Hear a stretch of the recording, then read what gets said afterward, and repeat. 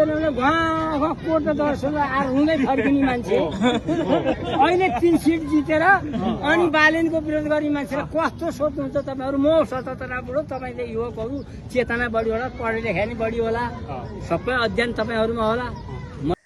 उहाँ वृद्ध हजुरबुवाको कुरा कस्तो लाग्यो तपाईँहरूलाई? सार्वजनिक जग्गा अतिक्रमण गरेर बसेका सुकुम्बासी बस्ती खाली गर्ने अभियानमा निरन्तर रूपमा सुकुम्बासीहरूलाई उचालेर बालेन सरकारले गरेको कामको खुलेर विरोध गरिरहेका हर्क साम्पाङलाई उहाँ वृद्ध बाले व्यङ्ग्य गर्नुभएको छ।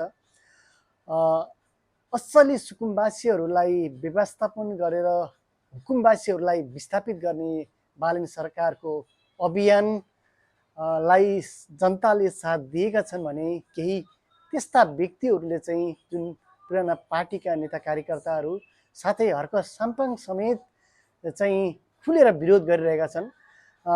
जनतालाई आजित भइसकेका छन्, किनभने एउटा नयाँ उदयमान पार्टीले समेत बालेन सरकारको कामलाई चाहिँ साथ समर्थन गर्नुको सट्टा उल्टै चाहिँ हुकुमबासीहरूलाई चाहिँ उचालेर जनतालाई भ्रमित गर्न खोजिरहेको छ।